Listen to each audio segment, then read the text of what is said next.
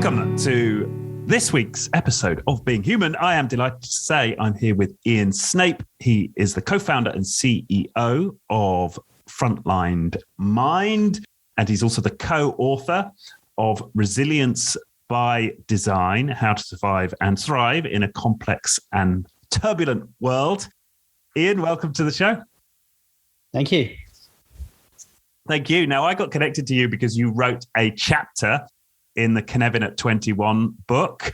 And Dave Snowden, who was the originator of Cynefin, or co-originator of the Kinetic Framework, has been a popular guest on this show.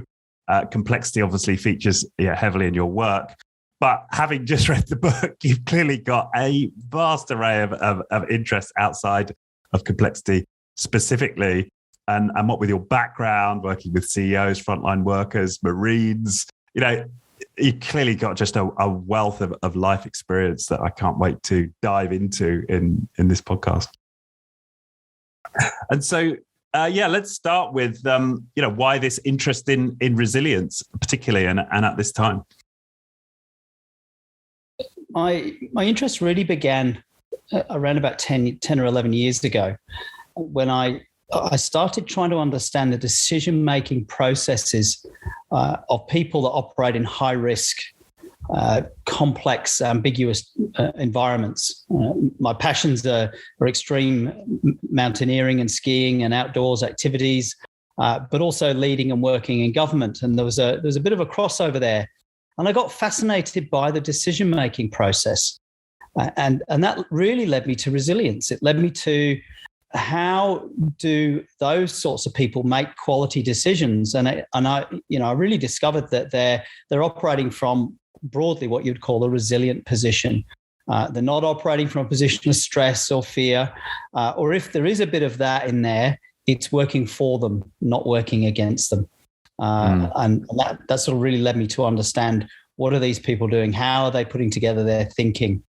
What's involved? Right. And I guess the premise then for the book is that these people who are able to achieve highly resilient states, that's available for anybody. Is that the main premise here? Yeah, pretty much. It can. Most of the techniques that we use can be taught fairly readily. Some people find them more easy to acquire than others. Just to give you an example, if we run a workshop around the content, the core content in the book, the workshop lasts for 3 days. We might do a small group. We might have, let's say, 16 people in a team. And if we ask some open-ended questions in the first hour, just elicitation of how people do resilience, we'll get about 85% of the content of our book. Now, not in detail, not in that sort of richness, but you go around the room, everybody's doing a little bit of something. And we can start to put that together. We can help them really understand how they're doing it, because it's usually implicit. It's usually hidden within what they do. They don't normally consciously aware of exactly how they do it. We can make it better for them, and we can cross-train within the group, and that's part of the facilitation process. So these are natural skills. It's not some, you don't need a PhD in neuroscience to understand how to do resilience. And in fact, it's probably having a PhD in neuroscience will probably get in the way of you knowing how to do resilience. So these are all natural things that people can learn and can develop into a very refined and enhanced level. Right. And why particularly do you think that this is an important topic, right now? Well, I think that there's a lot of confusion about this topic right now. I think there's a misunderstanding that resilience is the ability to just take a beating, and that no matter how bad things are in the situation you're in, you've just got to suck it up. And that's actually not resilience. That's just stupidity, really. Resilience is the ability to be able to step back, using one metaphor and one technique in the book, to step back and understand your situation and find more choices. One of those choices might be to just get out of the environment completely because it's extraordinarily unhelpful for you or unhealthy. There's this talk at the moment of the Great Resignation. Well, for many of those people, that might be a brilliant resilience strategy. taking stock of their lives and going, actually, hang on, this is not for me. I'm going to go and do something else. For others, it might be an impulsive decision and maybe not so strategic, if you like. So I think resilience, for me, it underpins everything else that you can build on. It underpins high performance, whether you're a sports person, whether you're in business, whether you're parenting. I mean, I've got two young children, and my word, they certainly test my resilience. So high quality parenting comes out of being resilient. Losing your rag and exploding and shouting at your children, that's not a resilient way to do parenting, right? But if you can take a deep breath and if you can look at the behavior and go, oh wow, look at that, little Jimmy's having a tantrum on the floor, and if I just step back here for a moment, he'll probably sort it out himself. Little things like that. That's a resilient strategy. Yeah. I like that idea of it being the basis for kind of everything else, right? I've never really thought of resilience in those terms. I'd really thought about it in terms of, what we lean on when we're under, periods of high stress. But this idea that it's a foundation for life, that's an interesting one. Yeah. No, I can get that. I totally relate to the children examples. I've got 2 4.5-year-old twin boys. So, wow. Yeah. Okay. No, yeah, I totally get that. Yeah. And also what you said about sometimes the best choice might be to remove yourself from the situation. I loved Carolyns' story from the book. Do you recall that? I wonder if you might share that with our listeners.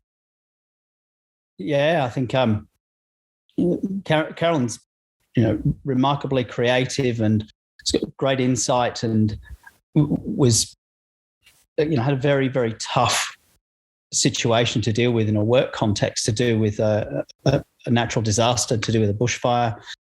And I remember she came in and we'd done quite a lot of coaching, and she'd really, really discovered her passion was not in work anymore. And she came in with this diagnosis of depression and anxiety, and had been recommended to take medication. And I just asked, how did you get it? Did you catch it like it was the flu? What was going on for you there? And I set her some activities to go and discover exactly when and how she does depression.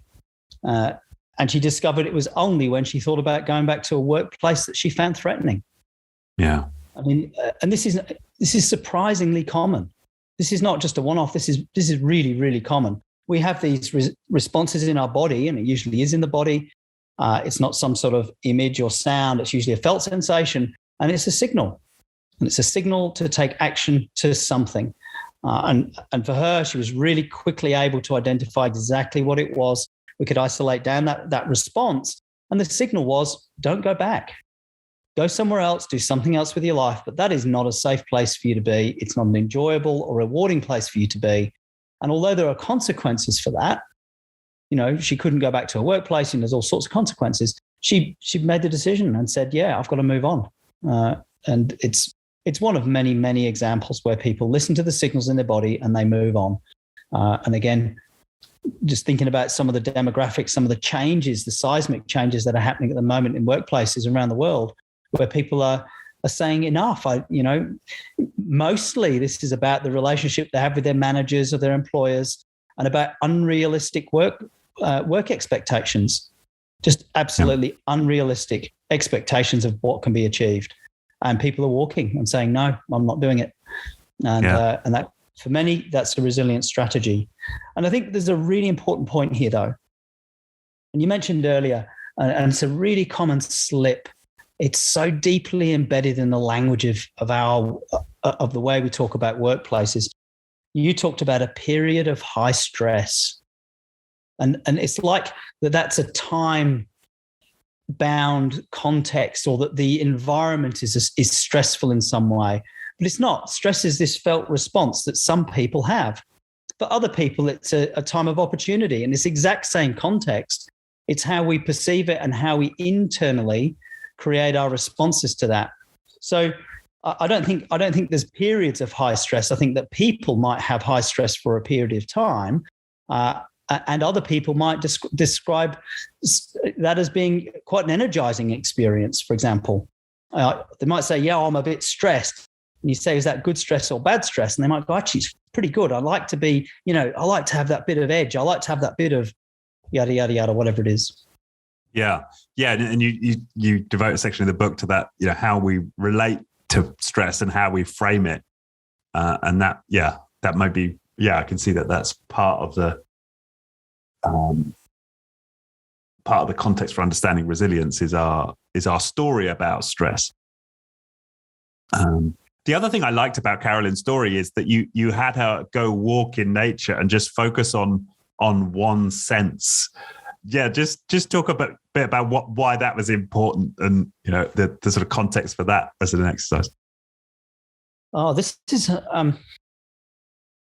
I believe the originator of this sort of little activity was Carmen Bostic Sinclair, and I did some training with her many years ago, and this is one of the activities that she did. So, let's please acknowledge the source of this one.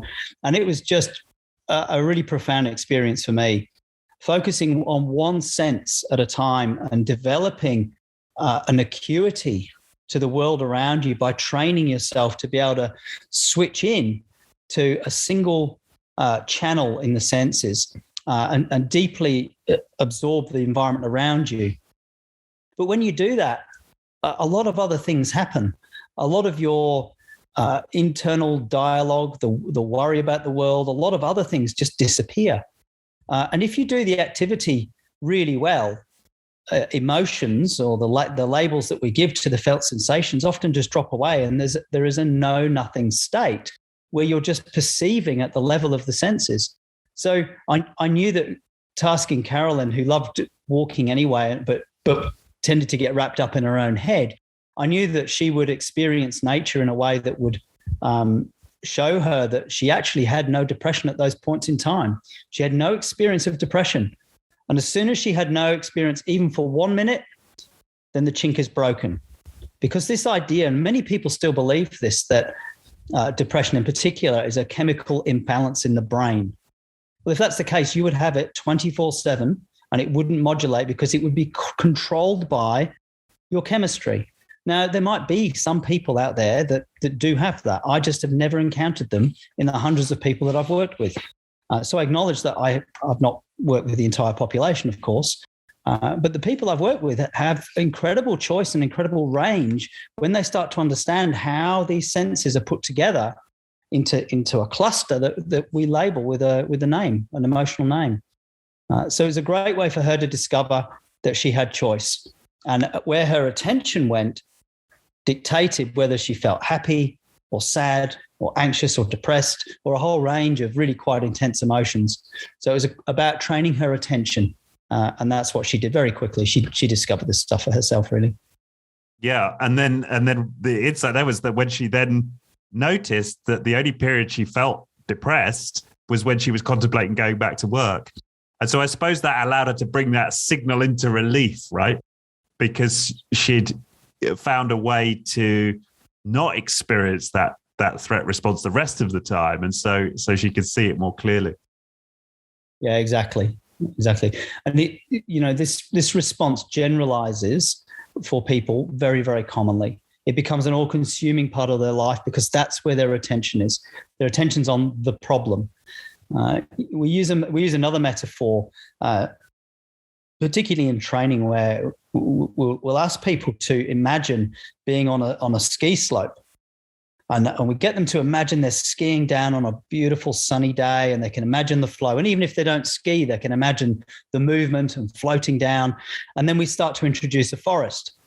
And as they're skiing through the forest on the first run, we say, where is your attention as you notice the trees?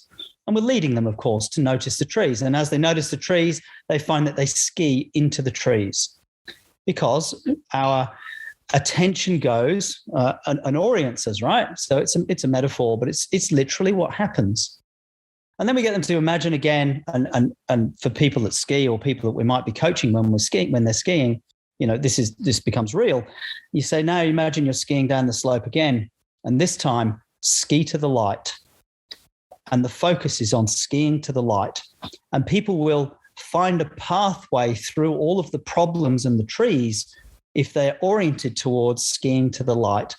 And there's a metaphor for having an outcome focus, not a problem focus. And we talk about that in the book with the problem, remedy, outcome model, and how people have an exquisite understanding of their problems, often without any relationship to what is it that you're looking to do? What are you trying to get out of?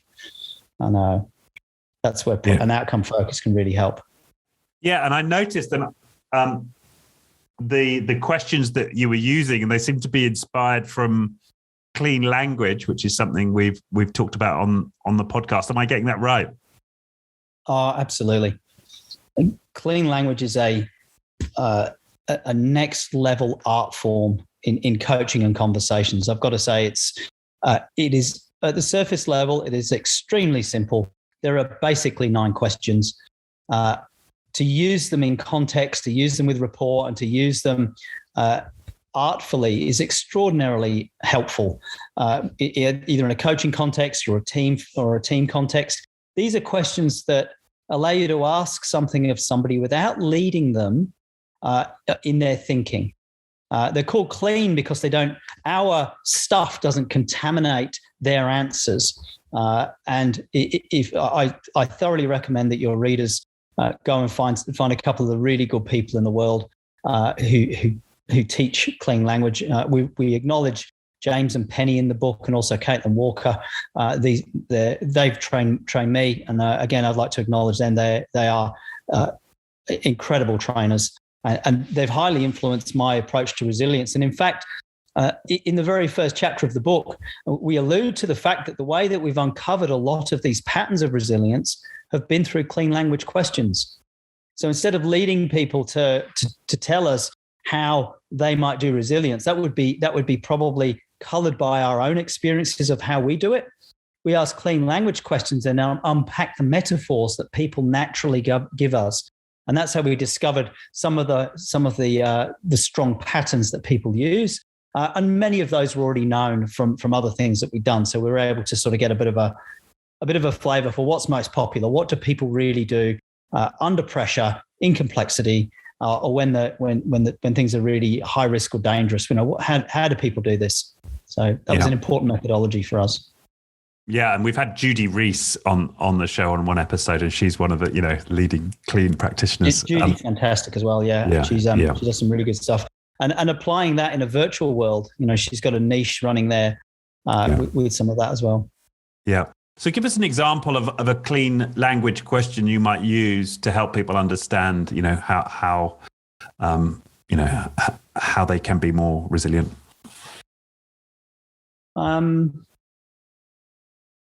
Just thinking of what the question you asked there of how people can be more resilient. You could ask the question, what kind of resilience is that resilient? There's a clean language question. Or when you ask that question about the application of clean language, what would you like to have happen? Yeah. Yeah. And then what I find is that, and then you get an answer to that, and then what happens? And then what happens? And you sort of take people up this ladder of outcomes. They can... You're absolutely spot on. It does take people up into outcomes and intentions. And you get an orientation in space and time. So you can go, there's another really powerful question, which is what happened just before. And sometimes that you can just see somebody, the light goes on, you go, it's like some incredible revelation when they realize that their behavior, their response, what's going on for them in the world, there was something that happened just before that they've not realized was pivotal. And that set off almost like a chain reaction. So again, another very, very powerful question. Yeah. Yeah. That spreads all the way through the book. And I was sort of noting the clean language questions people could take away. The other story I loved was about you working on breath work with the Marines. So, and some of the extraordinary results you got with Marine trainees. Could you, well, first of all, how do you end up coaching, Marines on breathing techniques? Yeah, before we dive into the specific story. I'm going to acknowledge Mike there, my co-author. Mike had done some work on training communications. The infantry were having challenges with communications between people that repair vehicles and people that drive vehicles, and there was a training project there. So we did some training there, and he said, "Hey, we really specialize in resilience and performance. Was there something you'd like us to do more broadly?" And through a long conversation, they said, "Well, one of our biggest challenges is Marines dropping out in the pool tests as they go into recon training. So recon Marines are an elite force. They're an aquatic special capability. They describe water as the great leveler, and they were approaching it really as a stress test. And a lot of people were doing that, just that. They were getting stressed with it. All sorts of examples of that in the training. And what we did was we had a mixed cohort of people that said, "Hey, I want to do this training." And there were all sorts of folks. And we got a baseline on day one. We chucked them in the pool, said, "Hold your breath, see how you go." We didn't give them any training, just hold your breath. We gave them a couple of other challenges, underwater swim, that sort of stuff. And then we said, "Okay, now come in and do our training." And we taught them how to relax under pressure. We taught them how to do perceptual shifting, so observing yourself from third person.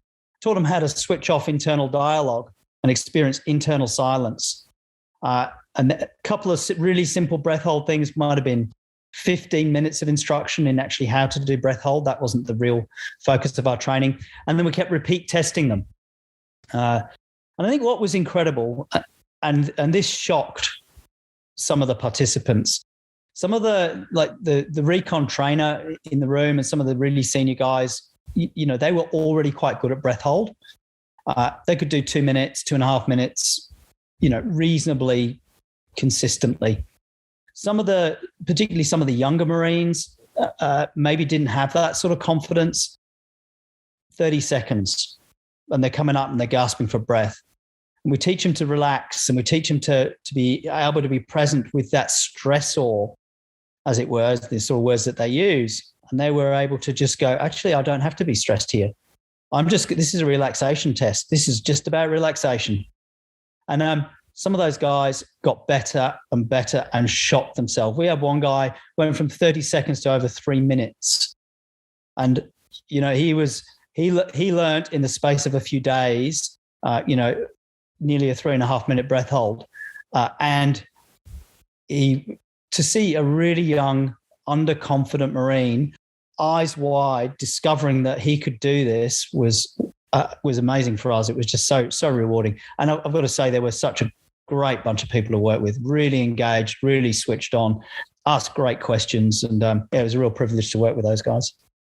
Yeah. And I made one note that after 5 minutes of training, one guy had improved his underwater fully clothed swim by 140%. I mean, just with a tiny amount of training. So, really, I found that very compelling to think of how we could apply that in our own lives. So just a little bit of practice of breath work, and we could, be achieving extraordinary new levels of resilience in our own lives.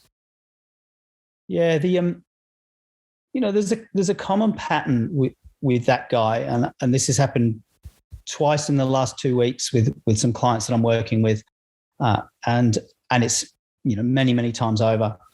The guy did his swim and he failed his test, and I'd just like you to imagine that he's in there. He's got, I don't know how many dozens of his buddies watching him, sat by himself on the side of the pool with a towering recon instructor. I mean, these are very fit, very commanding, military people. They're trainers. They're very impressive, but they're intimidating. And he's on the floor and he's almost curled up in a ball, and he's dripping wet, fully clothed, and he's just failed big time. All his mates are sat off to the side watching him, and he's literally by himself. So you look at that posture and you think about what's going on for that guy. There's no way he's going to do a knockout swim. There's no way he's going to do that looking like that And any attempt at, telling him to do it and telling him to push harder is only going to make it worse.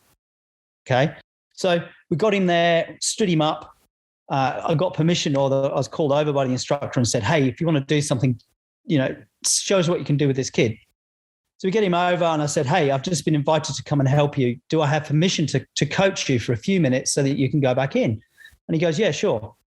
And I said, first thing I'd really like you to do is I'd like you to change your posture. I said, you look like a drowned rat.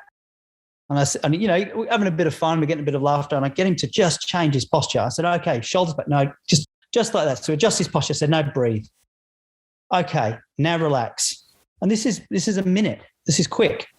Already he's going to be better. If I didn't say anything else, he's going to be better when he goes in the water. There's no magic here. It's not, this is not voodoo or anything. So then we just do some coaching and I get him to review his own swim from third position. He's looking in, imagining that kid who's just done that swim. And he's watching what he just did. He's in replay. And I just asked him the question, what could that guy do better to improve his swim next time? And he knew what he could do. And I said, okay, and I just pointed out this is about relaxation, to go really slow. He's got all the breath he ever needs. And we did a little bit more, there's a bit more to it, but by and large, that was it. And he got in the water and he just shocked everybody because he just kept going. Really slow stroke. He kept it together. And you know where he quit? About 6 inches from the end, when he surprised himself because he'd got to the end and he didn't think he could do it. And he just shot to the surface like he just right. Shocked himself. And everyone was like, oh, come on, 6 inches to go. he just freaked himself out because he didn't think he could do it, but he kept it together. He did it. It was amazing. Right. Yeah, really right. Good. So you're combining three techniques there, which are accessible to all of us. I mean, this comes back to one of your opening statements that this stuff is accessible, right? Consciously changing our posture, focusing on the breath, and then taking a third person perspective. Yeah, I don't know how many coaching conversations begin with that. Like, as I said, I had a couple this week. They were completely different environment. I had somebody phone up, coaching client, started talking to me, and I said, "Can I stop you right there?" I said, "I know this might sound strange, but I can feel you in my body. I can feel the tension in my chest, and you're not breathing." And I just said, "I'd like you to sit up." And she just literally went, took an enormous breath. And then she just said, "Oh, it's okay now. I've got clarity. I know I'm doing the right thing." And this is really, really common. People they go down in their posture, they go down in their foveal vision, they focus on the problem. They're not getting a peripheral view of the situation they're in. They're not getting good oxygenation, oxygenated blood to the brain. I mean, simple stuff. And as soon as they change state, they can often go, actually, that's it. I know what I need. So once you learn to calibrate, be able to see in other people whether their posture is resourceful for them. Sometimes you know what's going to happen long before they open the mouth and tell you anything. You just look at them and go, okay, I know what's going on here. Yeah. And this is something else you talk about in the book. You're using the tool of your mirrored state, right? You're tuning into the signal that you're getting in your own body, which is mirroring the person in front of you. Absolutely. Yeah. People talk about empathy or emotional intelligence like it's something you're born with. And to some extent, people have natural preferences and things they might find easier or harder. The ability to develop that empathy and that understanding, and I don't particularly like the word empathy, but that experience as if you're in another person's shoes. That's the point of this is, can I have an experience as if I'm in your shoes and experiencing your life? Because if that happens, I can then shake that out and I can respond having some appreciation of what's going on for you in your world. And if you could have one skill that the world really needs right now, it's a bit of that. If you can go around and you can start thinking, I've got an appreciation of what might be going on for you. And you know what? There might be some really simple things I can do to help with that. Could be as simple as a conversation or slowing things down or speeding things up, or, all sorts of stuff, all sorts of compassionate ways of reacting in the world are possible from that very simple activity. And it can be learned, it can be practiced, and it can be taken to an extraordinary level. We've got elite athletes. Taekwondo's, I guess, my pet hobby, I suppose. Taking elite athletes where they're capturing the movement patterns of their opponents, and we're getting them to minutely model in this second position all the patterns of play and decision making and thinking to such a level that they become the other person. And then we switch, or we take a training partner and we train them to act like an elite player from a different country, and they'll come in and they'll mimic so precisely exactly how to fight in that style, so that our athletes can learn how to take them apart. Right. Yeah. That's very powerful. And one of the things I do, and I don't know if this resonates, is sometimes if I see someone with a particular expression on their face, I will make that expression on my face just to get a bit of insight into what they might be feeling. Where I could do that without freaking them out. Yeah, absolutely. And you can also do that, just like you've sort of alluded to, in what we call like a micro muscle. So you can model in a way that's so small, it's so subtle, and it can be facial. Or your hands, or your body, or your movement patterns, or even you can even imitate their voice, but in your head. And the movements can be taken down and compressed to be so small that they won't see you doing it, unless they're really, really good at at observing this sort of stuff. People that can do that can see remarkably fine micro expressions, and even a conversation that's running in somebody's head, they'll get an inclination of what that's about when they learn to calibrate really tightly. Wow. But that's not common. So that's a form of mind reading, right? Just through the visual cue.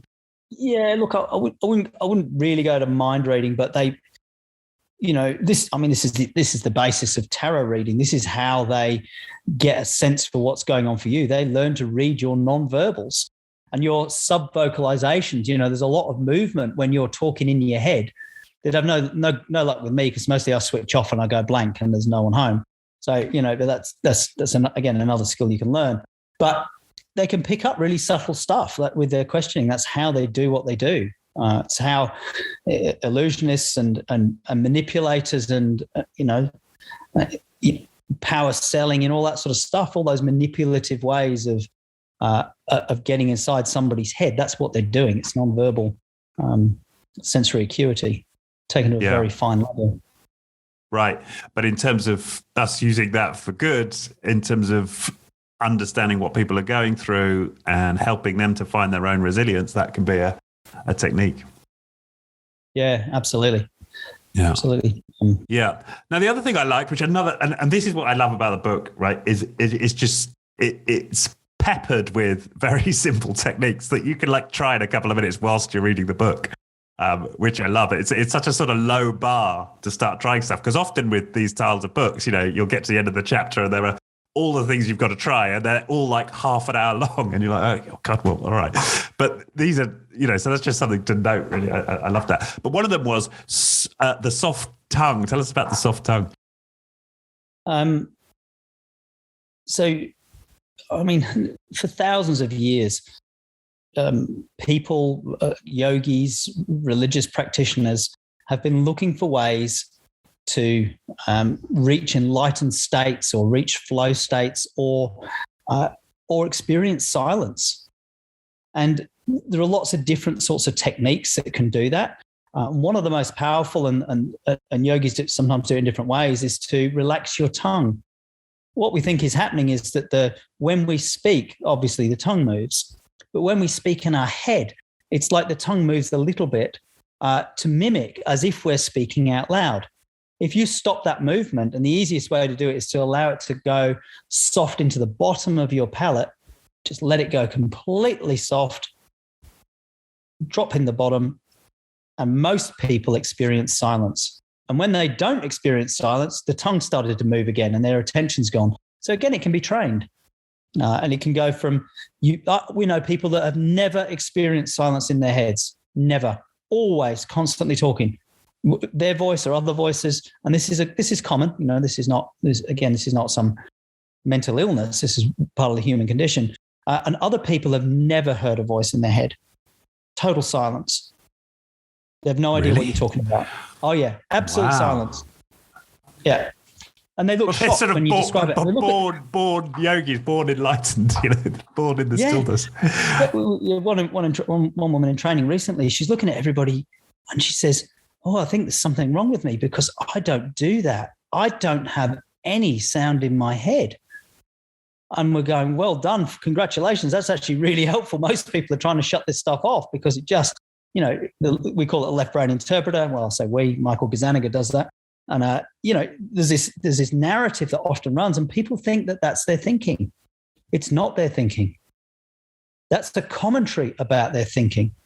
Their thinking is an entirely embodied process. It's felt sensations, images, could be taste, smell, everything gets put together, and that's actually your thinking. And there's a commentary about it. Now, you can think in words as well. It's one channel, but it's not the only channel. It's not the be all and end all. So tell us about you. The soft tongue allows you to cut this thought off, which allows you to be more present and can get you out of particular states that you might not want to be in. But you said something about it. We don't just think in words. Like, explain that.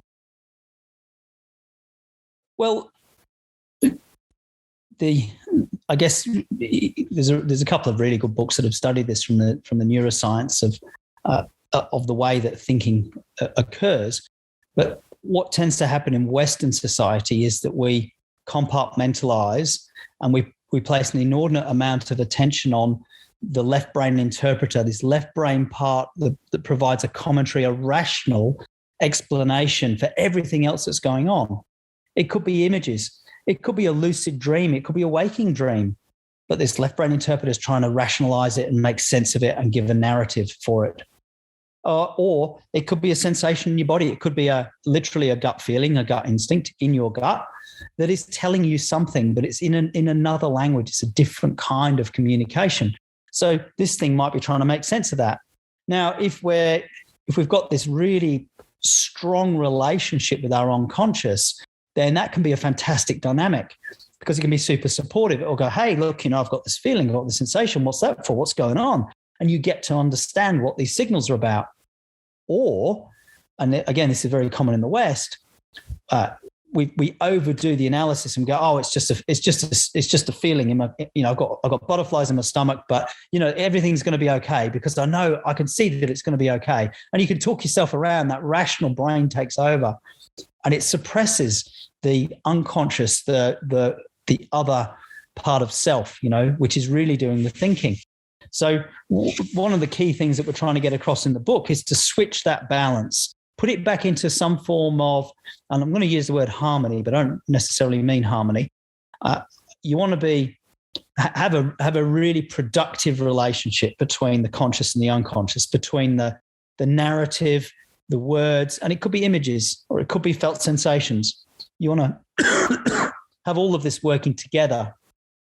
Now, I said harmony is not the best word for it because sometimes it can be really productive to have a tension in there. One part of you might have identified something that's a yes, and the other part might be saying no. And if you can work out, hey, what's going on here, you might get a better answer than just going, oh, I've got to align everything and make sure it all, is all congruent. Because sometimes there's a good reason for something not being congruent. So, it's a subtle distinction, and it's one that I think a lot of people have missed when they talk about, oh, is it either this or that? Well, it's actually both. And it's about how they relate and how they work together that's really important. Yeah. Yeah. And what I'm now seeing here is that by softening the tongue, we stop the verbal. So it helps us to be still, but it also allows us to tune into other forms of non-verbal thinking. Is that what you're saying? Yeah, absolutely. And for some people, it's the first time they've ever really listened to another person. Right. Yeah. I mean, I'm laughing. Yeah. Because, it's like that seems to be a life's work is to get better at listening. But yeah, so there's a nervous laugh there from me. if you've got a loud internal dialogue running while somebody's talking to you, you're probably not really listening to them with your full attention because you've got your own stuff going on. Imagine what it would be like, if you're one of these people that you can just switch all that off and suddenly you're 100% present with what somebody else is telling you. You're not trying to formulate an answer. You're just listening. And when you can do that, unconsciously, you'll come up with an amazing response because you'll have been able to listen to what's being broadcast in your direction. Yeah. I mean, it's so true that's. I suppose what I'm getting here is like I'm well aware of this importance of listening, and but I suppose what I tend to think of in terms of how we listen better is how can I turn off the narrative on my bed, but I'm in my head, but I'm still sort of using words to try and counter the word cloud in my head. And what you're saying is, well, no, you could actually just drop into the body, and it's almost taking an oblique approach to it. Don't use narrative to try and kill narrative. Absolutely. There's this, the multiple ways to get there. Flow state is an amazing condition that you can induce through flow state games, or you can go and do something crazy, and most people will induce some kind of flow, or you can just learn to do it with adjustments, posture, and breathing, and tongue drops. A great way to get into that. So again, these can be developed and trained. I'm doing things now that I absolutely did not do 15 years ago. Sometimes I would have done them hit and miss, but it would have been very unstable. I didn't know what I was doing. I'd certainly experienced a lot of flow, but I didn't know how to switch it on command anywhere. In a car, having a conversation with somebody, just being able to drop into a flow state, listen with no internal dialogue, and trust myself to give an appropriate response at the end of it has taken deliberate training. I didn't just wake up with that. Yeah. And as you say, you've now experienced the quality of your responses have now improved by not thinking about the response. There's the paradox. Yeah, absolutely. Enormously. I mean, again, just like you can't use a narrative to shut down a narrative, you can't enter flow if you're really trying to enter flow, because your attention is on trying, not letting go of everything else, so that you can just be in flow. So sometimes this idea of trying is not very helpful. Yeah. And this seems to link to another quote, which I loved in the book from Ian McIlchrist, author of The Master and His Emissary. And I haven't got the quote precisely in front of me, but the basic idea being that we want to honor this left brain narrative making machine, but don't let it be the master. Yeah, exactly. And for your listeners, McGregor's book is fantastic. It's he's really got the point there, and I think that quote, and it's towards the sort of 2/3 of the way through the book, page 300 and something. I can't remember exactly what it is. He really nails it, which is it's not either or. It's about putting it in its place and respecting it. And allowing the master and the emissary to work together collaboratively as a team. That's my interpretation of what he said. And I think it's easy to gloss over that bit in the book. It's easy to sort of latch onto to this idea that we're overdoing the left brain and the like, and we are. But that balancing sentence is critically important in his work, and I think it's worth paying attention to. So, yeah, I've actually got it here. I do not underestimate the importance of the left hemisphere's contribution to all that humankind has achieved and to all that we are in the everyday sense of the word. In fact, it is because I value it that I say it has to find its proper place so as to fulfill its critically important role. It is a wonderful servant, but a very poor master. And I think it's such a powerful quote because so many of us make it our master. Yeah. That's one of those quotes. I wish I'd come up with those words. The best I can do is borrow them and acknowledge them. Just magnificent. And that quote summarizes a lot of what we've got running through the book of how you do that. It's not just enough to have the quote that says this is important, but there's a lot of how you have to do that. What do you do to do it? And that's part of this book. And we take that to the next level as we integrate the thinking about individuals and individual resilience and perceptions to the perception of the external environment. And particularly we use the Kinetic Framework there. I've just found that to be a really lovely, simple, at the surface anyway, it's an easy to understand framework for sense making, how we can recognize the sort of ambiguity, the complexity of different environments or different situations. And at the surface, it's really usable, doesn't take very long for you to go, actually, I can get value out of this. And then as you start getting into it, it's more nuanced and it's richer and it builds and it layers. And I'm still learning about the Kinetic and some of Dave's thinking in there, and how you can use that from everything from strategy through to, I did a lot of coaching in the early stages of the pandemic crisis. And that's one of the things we pulled out a lot, which is saying, hey, guess what? This is what's happening right now. And we know that when this is happening, this is how we should respond, because if we do the others, we won't get a good outcome. So, it's just an incredibly valuable and useful way of referencing the external context and what we can do in the gap between what we experience out there and what we do internally. And that, we talk about the gap between stimulus and response. Right. And so for some people that may have gone, straight over their head who are not familiar with the Kinetic Framework, certainly the reference at least. So is it, could you spend just a minute or two explaining in your own terms, what Kinetic is?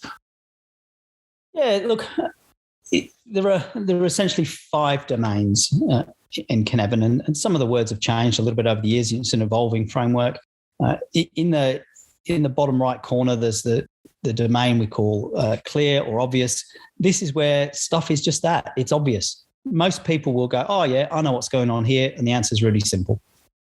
An example might be you get off a plane, you're used to driving the car, and you can tell whether we drive on the left or the right. It's not hard to work out. In the complicated domain, the next one up, top right, there's more going on.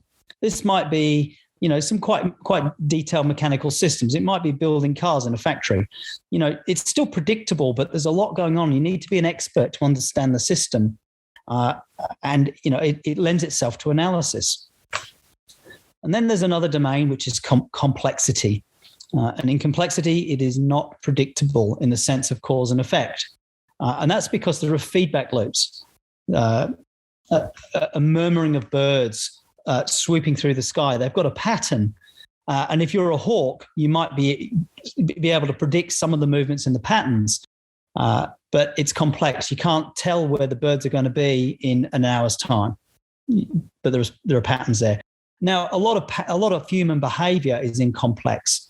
Patterns are often repeated, and once you get to know them, and this is what I was talking about with the Olympic taekwondo athletes, you know that there's a repeating pattern and it's somewhat predictable. However, it's still got an open system. Something might change. The pattern might be there for 10 years, and then one day somebody just does something different. So it's not perfectly predictable. Bottom left corner is chaos. Speaks for itself. No patterns, no patternicity, usually fast-paced change. And in the middle is a really important domain of being confused. And there are 2 types of confused. There's a type of confused when you know that you're confused, which is a good thing. You go, I don't know what's going on here. That's great. And then there's the other bit, which is you don't know that you're confused. And that's really dangerous. So you've got basically 5 domains. And just thinking about there's lots and lots of ways you can use this stuff. I use it a lot in business coaching all the time. But even as something as simple as planning a holiday. So my wife's a doctor, and she loves things that are engaging and interesting. And if we go on holiday, she likes things to be reasonably well planned out. She likes to know when we're traveling, generally 8 to 10 months ahead of it. She likes to know where we're going to land. Where's the first hotel? Where are we going the second night, the third night? What are we going there for? What sort of sites are we going to see? She might even book a restaurant, right? So it's kind of a pretty well planned holiday. She's asking me this months and months out, and I'm going, I've no idea. Why don't we just get a plane nearer the time and we'll go somewhere and we'll see what the weather's doing? Let's go to Europe, but I don't know where we're going to be because I don't know where the snow's going to be good. So I love that sort of more complex, highly fluid, ambiguous domain. So, that can make for an interesting conversation. How do we have a bit of both? And so it is in business, and so it is in the way that people like to get jobs and people like to work. People have what I call their preferred habitat. It could be highly ordered, or it could be highly chaotic, or it could be complex. They've got what I call the extended foraging zone. The environments they don't mind going in for a while. They do it if it pays well enough. They don't really like it. And then they've got the bits where they're going, actually, this is going to kill me if I stay out here. The inhospitable zone. Could be either end of that spectrum. Too much change, too much chaos, or too much order, too much structure. Just depends. Yeah. No, I love the way you brought it out. And one of the things I like about the book is that you then relate, especially operating in the complex domain, to what we can do with our bodies to be more effective and face with complexity. And I'm not sure, I think, you're an author right now, or as co-authors doing something quite important there that, perhaps we're not seeing elsewhere in the literature, which I really appreciated. The other thing I liked was, your explication of inductive, deductive, and abductive thinking. And I wonder if we could sort of relate that as well to understanding, how complex our world is, because I personally think this is the best ever illustration of abductive reasoning that I've read in the book. So I wonder if we could just talk about that a little bit and why that's important. So, there's a big body of literature out there on exactly what these are. And I have to admit, I've compressed this right down into something that I think people can use. So I've simplified it quite a lot. And I've taken a position on particularly abduction as a way of improving communication amongst teams and amongst people, individuals, and also as a way of deliberately almost bootstrapping creative thinking, abductive thinking. So we sort of break down, and when we put this out to the editor, one of the editors said, I think you should chop all this section out. It's pretty deep. And it's like, there's a bit, I'm not sure they're going to get this. And I said, it's got to stay. I'm going to fight tooth and nail for this one. I'll have a go at reworking it. Right. So we've tried to make it accessible to people who maybe don't, not thinking about those sort of formal logical ways of thinking. But what I wanted to get to people was that if you've got a particular problem in the domain that you're operating in now, it could be your work, for example, or family, or whatever it is. If you can understand how to sort of structure your thinking process to go up in logical types, logical levels, up in logical levels and across in logical type, then you can start to go and explore other environments that might have the answer to your problem. And then there's a process of bringing that back.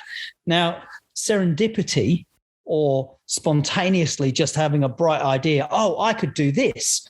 What's usually happened is unconsciously, we've gone off searching for a solution, and we've found one way over there in a different environment, and we bring it back. But we don't know what the process is because we've just gone, it's a bright idea. When you step it down, usually there's been a connection. It might have been an experience that led to an experience, or you've seen a color, or something's led your thinking process, and suddenly you've gone, bing, I know what it is. But you can do it deliberately, and you can train for it. And this is really interesting. You can do, there's an activity drill in there that trains abductive thinking. And I've done this hundreds of times with people, and it's amazing what they discover when you deliberately force super fast abductive thinking to a problem. They come up with the weirdest solutions, but they're going to work because they've just made these connections, and you've led them.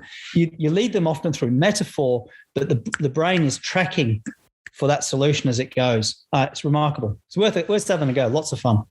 Yeah, and for people again who are not familiar with the terms, could you just give us, what do we mean by inductive thinking? What do we mean by deductive thinking? And then what do we mean by abductive thinking? And why the abductive thinking is important? So let's think of it this way: as deductive, you're going down and you're sort of getting into the details. I mean, it's a really simple version.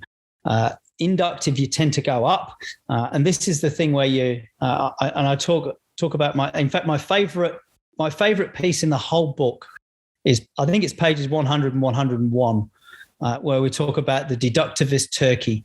Well, this was one of my favorites. That's exactly what I'd highlighted. One of my favorite pages of the book. Yeah. That was, it talks in there about the distinctions as applied to a turkey. And there's a well-known phrase or metaphor of the inductivist turkey, who every day gets fed and learns through induction that every day I'm going to get fed. And then they extrapolate that into a theory that I'm going to get fed every day until the point where they get slaughtered for whatever significant holiday event, Thanksgiving, Christmas, whatever it might be. And that's well known as the inductivist turkey. And I make a play on this in those sort of pages, where we're going to the deductivist turkey, who would be analysing the number of grains and the dynamics of the turkey population in the pen. And that's the kind of stuff that often happens in science, where we're going down and down and down, and we're sort of getting all these theories.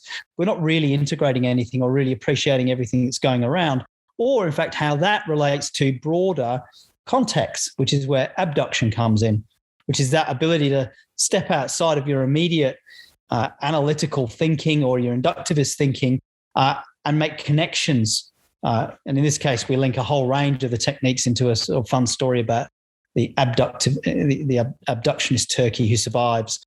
So, and that was interesting in that I struggled for about a week to wrap that chapter up. I really struggled for a week. And then eventually I got to a position where I was so tired with it and so bored with it and so fed up with it. I kind of stopped trying. And I went to bed with the intention of give me some lead by the time I wake up. I need this solved tonight. So that was a direct instruction to my unconscious. And I woke up in the morning at about 6 and ran downstairs with a pen. And those 2 pages came out in about 30 minutes. So it was really fast, and it all happened while I was sleeping. And it was all through abduction. Yeah. Yeah. And do you mind me sharing the sort of punchline to the story? I know it's in the book, but do you want me to? No.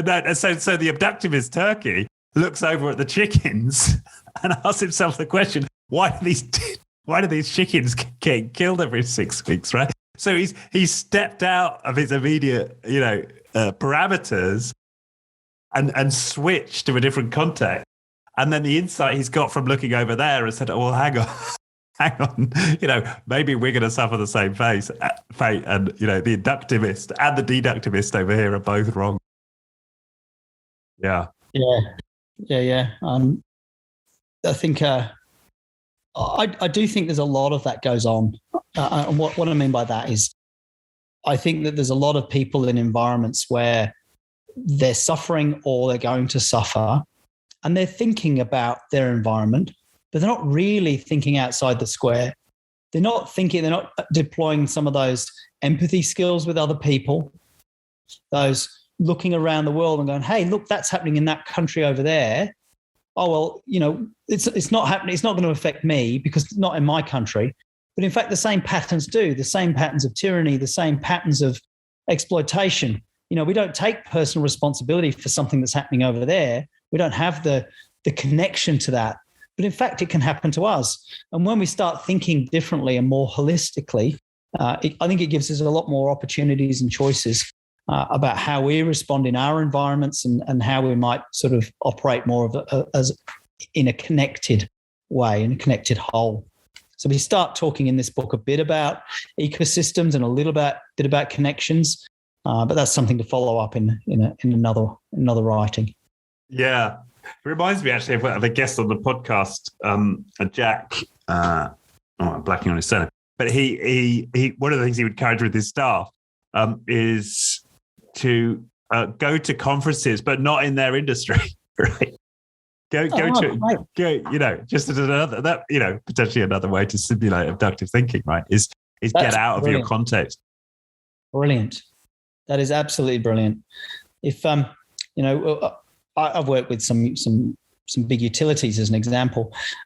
They might have particular problems, but where they go, they deliberately go and connect with a completely different random utility. It's got nothing to do with what they're doing.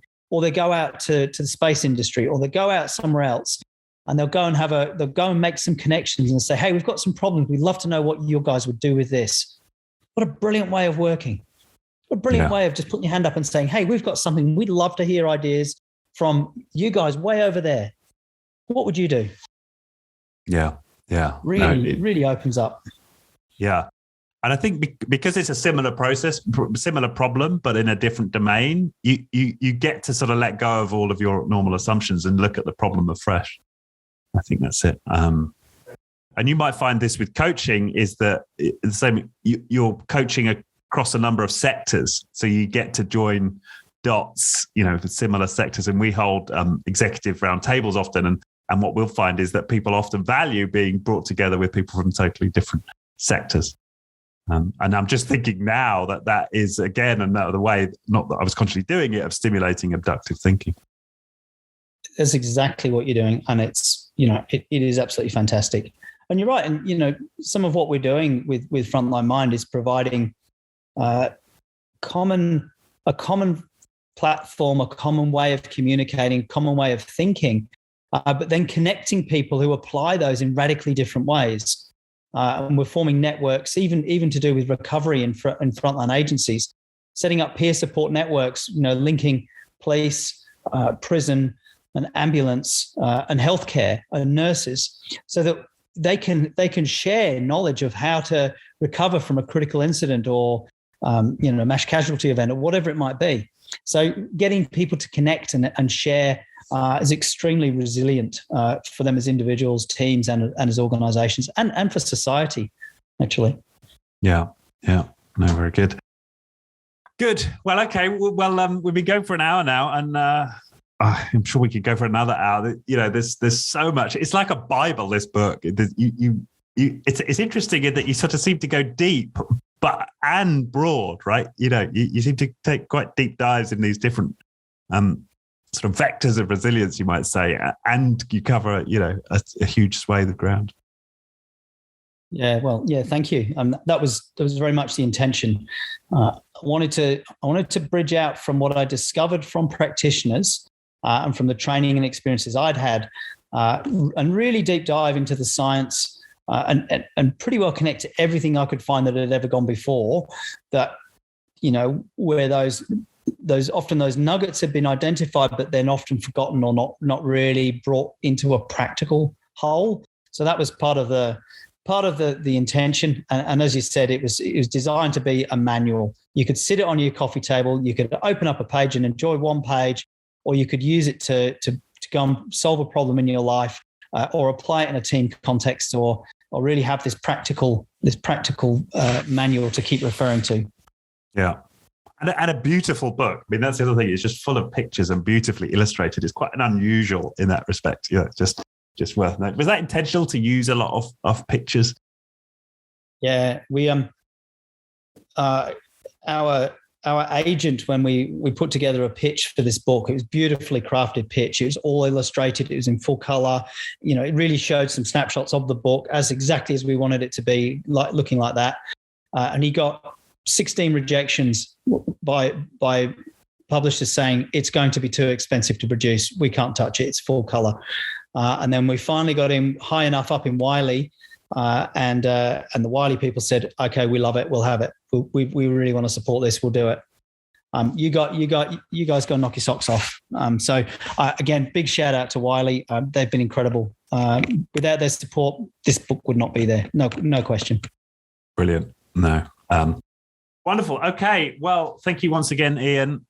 Really enjoyed it. I beseech anybody with an interest in how they can become more resilient to go buy the book. And if you want to engage actively with Ian, then check out Frontline Mind, and we'll put links to both the book and Frontline Mind into the description. Fantastic! Thank you for the questions. I really enjoyed your thinking there and where your attention's gone. And I'm really glad that you love the wild turkey, because that is my favourite bit. Maybe that's going to make you famous, Ian, the inductivist turkey. Yeah. All right. Well, thank you so much once again. And enjoy your evening. I know it's late for you now down under. So, yeah. All right. Thanks again.